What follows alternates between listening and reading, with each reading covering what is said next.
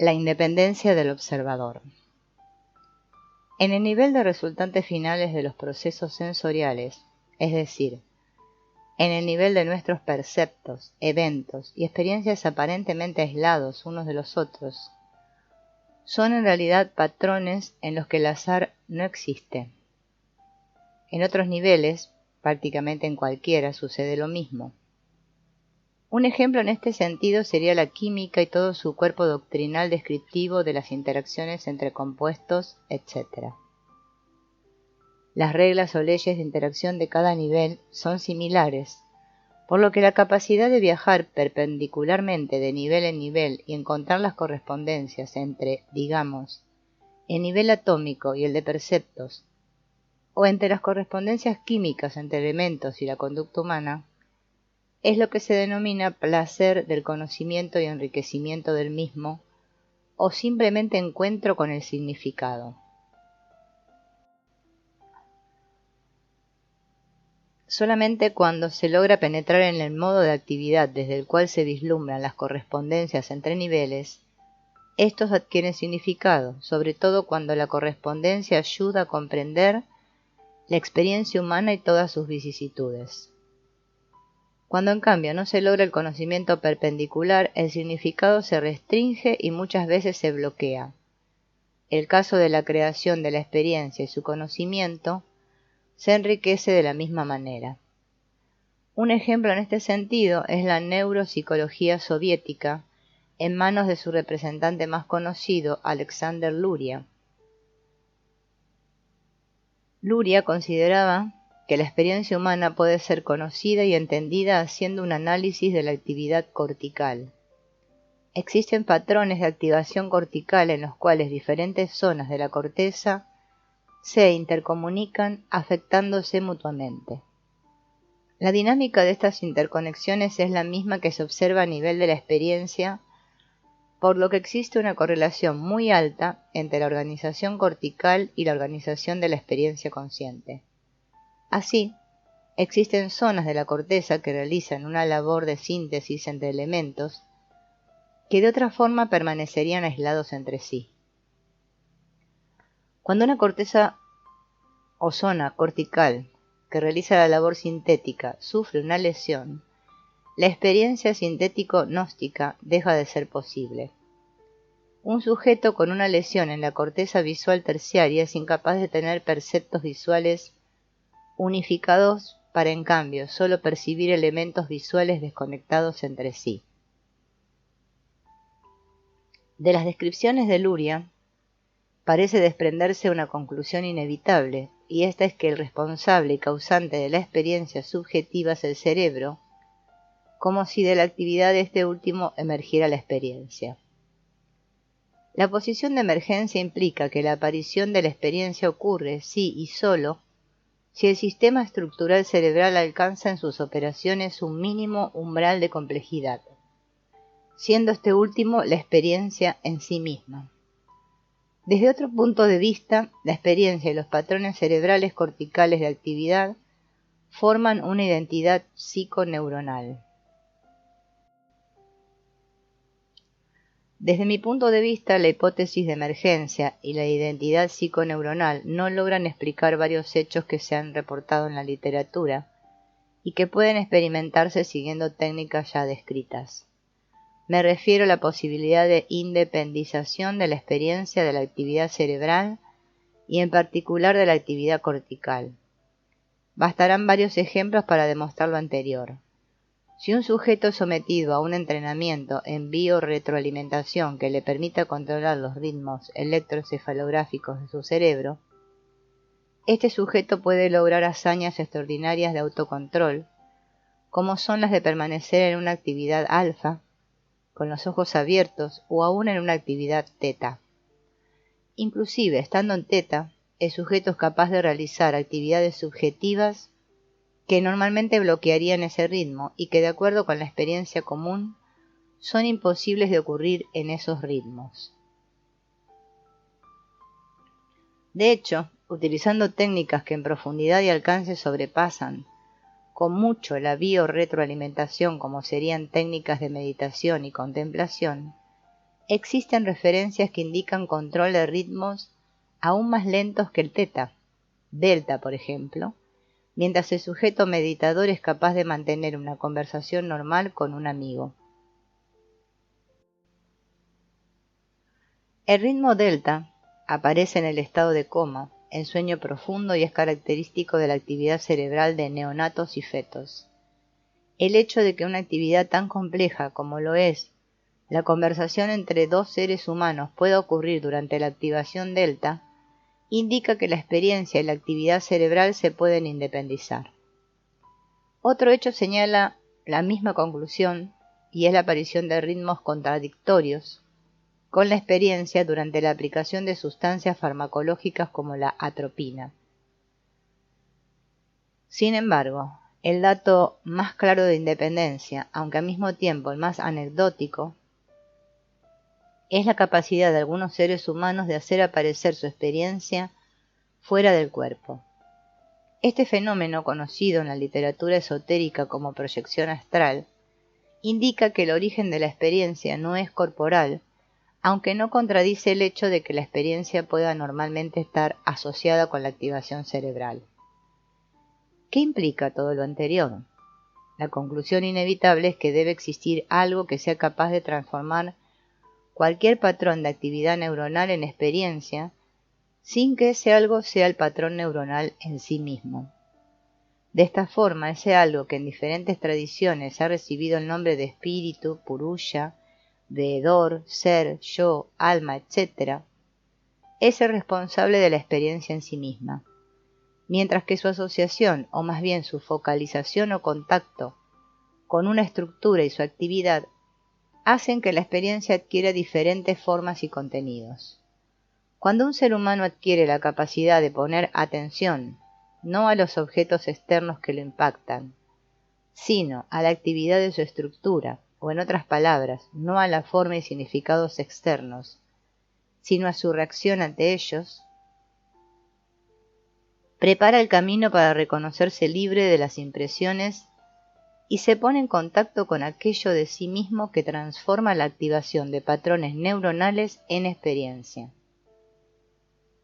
Esta capacidad, que cualquiera puede aprender siguiendo las técnicas de Raja Yoga, permite un contacto directo con el significado de los eventos más que con su apariencia concreta.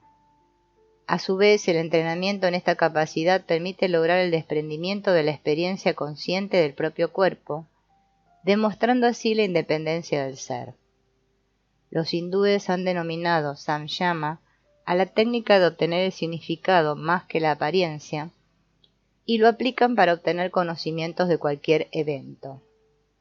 De acuerdo con Luria, la experiencia surge asociada con una actividad cortical, mientras que según otros la experiencia es independiente en su surgimiento de la actividad cerebral, siendo esta última una especie de lente, pero no causa de la experiencia. Lo que habremos de discutir ahora es hasta qué grado la existencia de la individualidad y la de los patrones del ser están de acuerdo con la hipótesis de independencia, con la de emergencia y con la de identidad psiconeuronal.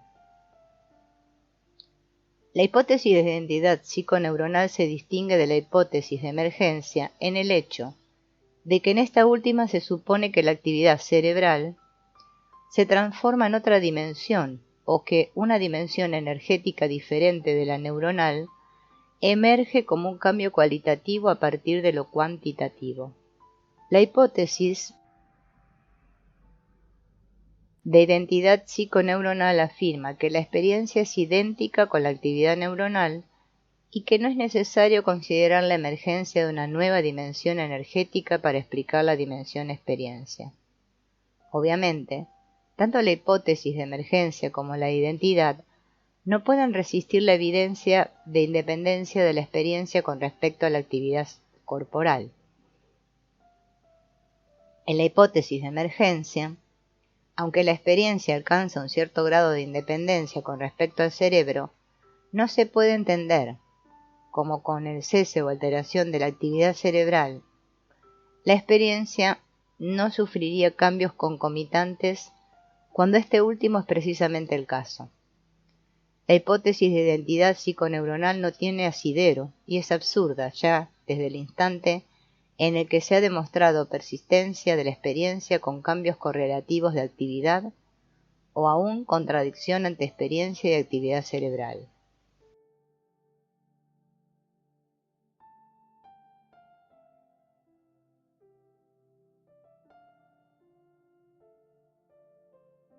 La hipótesis de independencia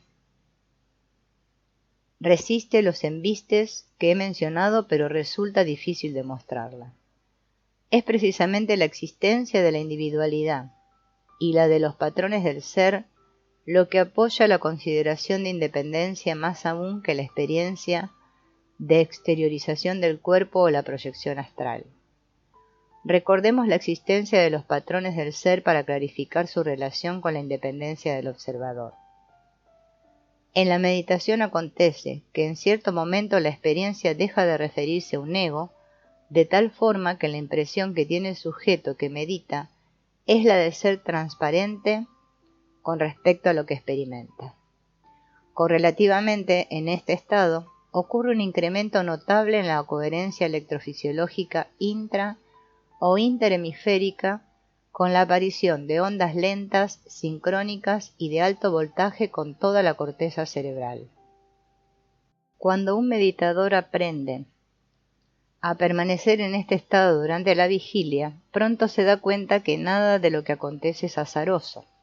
Es decir, los eventos forman patrones que siguen una lógica que, aunque sutil y extraordinariamente compleja, es clara para quien alcanza el estado antes descrito. Existe un silencio, orden y una paz tan completas que el sujeto es sensible a eventos extraordinarios en su relación con el mundo. Aquí, la experiencia es que tanto la conducta de otros seres, los movimientos del viento, nubes, lluvia, los ruidos y sonidos de la naturaleza, contestan interrogantes y dialogan con el sujeto como si una conversación colosal y majestuosa estuviese ocurriendo entre él y el mundo. Un verdadero diálogo con el mundo se establece y en él es cada vez más clara la existencia de una inteligencia que no es ni el sujeto ni el mundo, sino ambos y algo más. La existencia de los patrones del ser y la identidad del sujeto con una inteligencia global demuestran que el sistema nervioso corporalizado es sólo una parte o apéndice de un sistema nervioso más global con el que el sujeto verdaderamente se identifica e identifica como suyo propio. La individualidad es una ilusión cuando se la contempla como esencialmente ligada y definida por la existencia de un ego personal, puesto que este último se puede trascender sin que por ello desaparezca la sensación de ser. Antes, al contrario, la sensación de ser se intensifica y se convierte en más profunda y rica con la desaparición del ego. El yo, con el que se identifica el que pierde el ego, es el yo que es idéntico para todos, pero lo que la verdadera individualidad es la de la totalidad. Esto, de nuevo, está de acuerdo con la independencia del observador, aunque no es un argumento completamente concluyente, puesto que se podría arguir que puesto que todos poseemos similar estructura cerebral, todos experimentamos en forma similar. Sin embargo, cuando a la experiencia yoica global se añade la de los patrones del ser, la de transparencia y la de la localización extracorpórea de la experiencia, se hace difícil sostener que sea el sistema nervioso corporalizado el responsable de la experiencia. Más aún, los datos acerca de la persistencia de la experiencia durante estado de coma profundo o de cesación temporal de funciones orgánicas no pueden ser explicados por las hipótesis de emergencia ni por la identidad psiconeuronal. El problema al que nos enfrentamos al aceptar la independencia del observador es acerca de la significación de la existencia del cuerpo y acerca de los límites de la independencia con respecto al universo conocido. Aquí la pregunta acerca de si el observador, siendo independiente de la estructura cerebral, lo es también del universo todo, o si la independencia con respecto al cuerpo implica una identidad con el todo se plantea. Dice la Cábala que la existencia del cuerpo cumple una finalidad, y es la de que el observador tenga la oportunidad de aprender las leyes del universo físico. Por ello, la independencia del ser con respecto al cuerpo no implica una ausencia de significado en el hecho de que el cuerpo existe, sino por el contrario un enriquecimiento por parte del observador al contar con una herramienta tan compleja y sofisticada. Utilizo al ser como sinónimo de observador en el nivel de observador de la experiencia pura o en sí misma. Con respecto a la interrogante acerca de la identidad del observador con el todo, o a su independencia de la totalidad del universo físico, intentaré responderla en la siguiente sección. La identidad con el todo. Puesto que la actividad del cerebro es una lente focalizadora para el verdadero observador, resulta extraordinariamente seminal profundizar en la actividad y en la función del sistema nervioso para entender los diferentes niveles y características de la experiencia. Una de las funciones más importantes del cerebro es la relacionada con la actividad sintética. Es posible considerar la existencia de un ordenamiento o jerarquización de niveles sintéticos en los cuales la actividad cerebral algoritmiza cada vez más su totalidad en la aparición de patrones neuronales inclusivos. El límite de esta función algoritmizadora es cuando se logra una total unificación de contenidos. Pienso que el incremento de coherencia cerebral es un indicador de este logro y constituye un nivel en el cual la experiencia del observador, focalizada a través del sistema nervioso en alta coherencia, es la experiencia del observador mismo. Es decir, aquí el observador deja de ser focalizado y el incremento de coherencia cerebral hace que el sistema nervioso mimetice la misma organización que el observador. Lo anterior indica que la verdadera identidad del observador o del ser es el todo. El estado de alta coherencia cerebral o de elevada neurosintergia es un estado de pureza total y de altísima sensibilidad. En realidad, la actividad de cualquier cerebro se transmite al espacio circundante, por lo que la elevada neurosintergia altera la organización del espacio, incrementando su sintergia. En el laboratorio hemos demostrado que un funcionamiento en una elevada coherencia afecta la fuerza gravitacional circundante del objeto, lo que está de acuerdo con lo anterior. En este estado, un sujeto es capaz de percibir cualquier cambio en la organización del espacio, y si este cambio es provocado por un cerebro en la cercanía, el sujeto funcionando en una elevada neurosintergia será sensible a cambios ocurriendo en los cerebros vecinos. Esto le permitirá reconocer alteraciones sutiles en otros sujetos, sobre todo cuando éstas involucren una disminución sintérgica.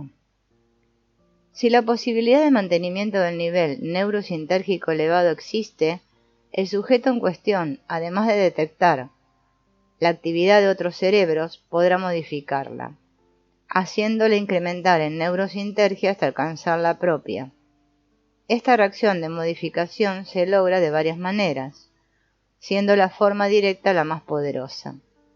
En esta última, el sujeto es capaz de detectar la causa específica de la alteración neurosintérgica, de hacerla suya y de elevarla en su propio sistema, elaborándola y enriqueciéndola con su propia actividad. Cuando un sujeto ha aprendido a operar en este nivel, las constantes experiencias de detección directa de contenidos de experiencia de otros sujetos lo convencen cada vez con mayor claridad que lo que denominamos cuerpo físico es parte integrada de un continuo energético en el que realmente no existen separaciones. Esto de nuevo está de acuerdo en la consideración de la identidad del observador con el todo. Si nos imaginamos a un sistema nervioso como una fuente a partir de la cual surgen campos neuronales, que se expanden e interactúan, con la organización sintérgica del espacio sin límites ni fronteras para esta expansión o interacción, podemos considerar la experiencia antes mencionada como una demostración más que como un artificio de la imaginación, en el sentido de que no existe separación, y por tanto la identidad es el todo, lo mismo que la verdadera individualidad. En el desarrollo de la conciencia, acontece una expansión de la identidad que se caracteriza por la asociación en determinadas manifestaciones con los mecanismos encargados de la conciencia. Durante este desarrollo, un bebé, para el que su propio cuerpo orgánico constituye un objeto externo, poco a poco identifica los movimientos de una de sus manos con la orden de activación de la misma, hasta que este orden y su efecto se entrelazan en la sensación de pertenencia yoica. Este es el inicio de la conciencia corporal como perteneciente a la propia identidad. El proceso se continúa y cuando en la edad adulta un sujeto ha aprendido a permanecer en un estado de alta coherencia, se repite el proceso de expansión de la identidad, pero ahora no limitado a la frontera corporal, sino al exterior. Un sujeto en un funcionamiento cerebral de elevada neurosintergia es capaz de ejercer un control sobre objetos y fenómenos naturales. La mejor muestra de esto es la conducta y los poderes de algunos yogis y de los chamanes mexicanos capaces de mover objetos a distancia o de controlar fenómenos atmosféricos. De la misma forma que con el bebé, un sujeto en alta coherencia asocia su identidad con los fenómenos que logra controlar, de tal forma que expande su sensación yoica hacia aquellos, expandiendo así su identidad. Al mismo tiempo, la elevada sensibilidad asociada a una alta neurosintergia hace sentir al sujeto como propios eventos extracorporales. Poco a poco, la capacidad de control y la sensibilidad incrementada convencen al sujeto de que no existe límite para la identidad y que esta en realidad es el todo. Este es otro camino hacia el logro de la conciencia de unidad, verdadero fundamento del ser. La independencia y la unidad. Son nuestros perceptos los que separan lo que verdaderamente está unido. Es posible trazar una jerarquía de organizaciones que corren paralelas con un incremento en unidad y capacidad sintética. En los niveles orgánicos es obvia la percepción de cuerpos separados unos de los otros, como si en verdad fueran independientes. Lo mismo acontece con los objetos inanimados, lo que se nos presentan como separados por espacios aparentemente vacíos. Es esta ilusión perceptual la que se perpetúa en niveles de los cuales ya no es posible aceptarla. En un sentido estricto no existe real separación ni entre objetos ni entre cuerpos. Multitud de fenómenos energéticos conectan lo aparentemente desligado e independiente. En un nivel mental, las conexiones son aún más intensas de tal forma que parecería que a medida que ascendemos en complejidad, nos acercamos a un estado de la naturaleza en el cual la regla es la unidad más que la separación. Las jerarquías sintéticas cerebrales manifiestan el mismo fenómeno de acercamiento a la unidad, lo mismo que las experiencias de mismicidad. Cada nivel de organización es similar a cualquier nivel precedente y consecuente en el sentido de estar sostenido por leyes semejantes. Un ejemplo en este sentido es la observación de la simática, en el sentido de que cualquier fenómeno vibracional enfocado, o al menos en interacción con un medio adecuado, provoca en este último la organización de elementos en patrones, los que ascienden en complejidad, conservando sin embargo su estructura fundamental, a medida que la frecuencia del fenómeno vibracional se incrementa. En muchos niveles de organización se observa esta ley simática, desde la organización coloidal hasta la social, humana y política. Podríamos extrapolar esta consideración a diferentes niveles de organización. Si la estructura cerebral se conceptualiza como constituida de elementos que son capaces de activarse y de modificar su activación ante la influencia de estímulos, es concebible suponer que estas modificaciones den lugar a patrones globales de actividad neuronal cuando se hace interactuar el sistema nervioso con un campo vibracional adecuado. Una observación experimental que apoya esta idea es la que obtuvieron neurofisiólogos rusos al hacer incidir un campo magnético movimiento alrededor de la cabeza de sujetos voluntarios. Estos últimos habían aprendido a mantener fija una imagen interna, la que cambió su posición influida por el campo magnético. Observaciones cotidianas indican que determinados lugares provocan cambios en la experiencia que no pueden ser explicados sino como el efecto de un campo vibracional, con características específicas. Ejerce sobre la actividad neuronal, presumiblemente, creando en ellas patrones también específicos que se traducen en experiencias características.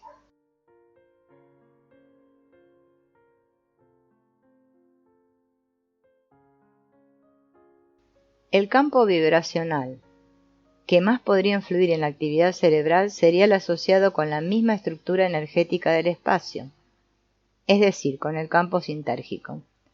Es posible anticipar que diferentes grados de organización sintérgica y, por tanto, diferente intensidad de la misma, afecten en forma diferencial a la experiencia resultante de la activación de patrones neuronales característicos. Obviamente, estos cambios serán más notorios para aquellos cerebros que hayan aprendido a permanecer en un estado de fluidez, o en otras palabras, aquellos cuya coherencia inter e intrahemisférica sea grande y que por lo tanto se mantenga funcionando en una elevada neurosintergia. En otro nivel también se podría suponer la aparición de patrones ante campos vibracionales. Este nivel sería el de la conducta social de una comunidad humana.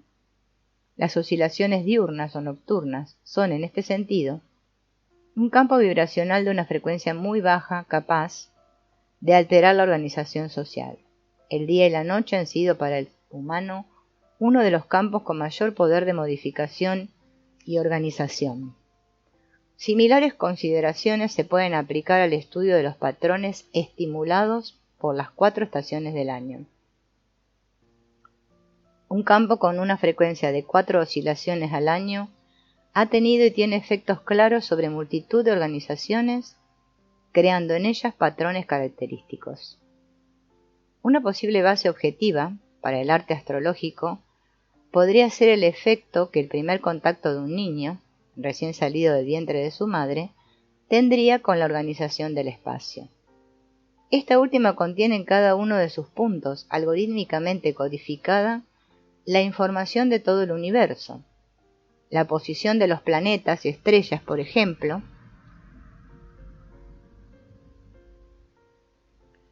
se encuentra algorítmicamente consignada en cada punto del espacio.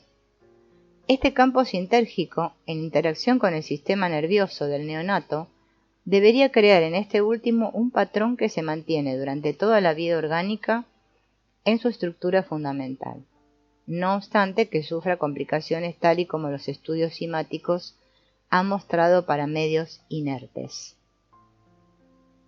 El espacio es el medio más plástico y con mayor capacidad de contener información.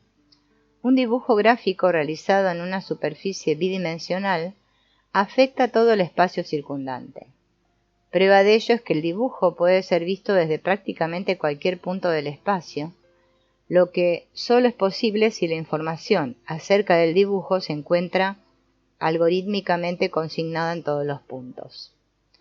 De la misma forma ocurre con el resto de la información, y es ese espacio colosalmente complejo y repleto de información el que nos sirve como hábitat y con el que interactúan nuestros campos neuronales. Puesto que nada es azar, las primeras interacciones de un cerebro con el campo sintérgico deben ser resultantes de una decisión realizada por el ser. De esto último hablaré después, puesto que son las características vibracionales y morfológicas del campo sintérgico las más directamente relacionadas con la experiencia. Valdría la pena iniciar investigaciones serias que determinaran qué características del campo se asocian con cuáles experiencias y cómo se modifican estas con cambios correlativos del campo. Sabemos que cada cerebro, además de afectar sus patrones neuronales por la influencia de campos, altera estos últimos a través de la creación y posterior expansión de campos neuronales. Un campo neuronal, que de alguna manera contenga la esencia de una comunidad social, afectará a esta en forma muy poderosa, determinando cambios en sus patrones de organización. Esto podría ser la base de un estudio fisiológico de los eventos políticos y sociales y de sus determinantes. Es bien sabido, por ejemplo, que las grandes revoluciones han sido iniciadas, organizadas y estimuladas por pocos individuos, los que han sabido hacer converger en ellos mismos las aspiraciones, deseos y experiencias de sociedades enteras. Un cerebro capaz de incluir, como una especie de micromodelo, a toda una sociedad, es capaz de alterar a esta última a través del uso y la acción de la ley de las analogías, de tal forma que en cualquier acontecer social debe estar actuando la influencia energética directa de la organización del espacio, organizada por la expansión del campo neuronal de los líderes sociales. El rango de la aplicación de la ley simática de la formación de patrones no puede precisarse, pero debe ser prácticamente infinito.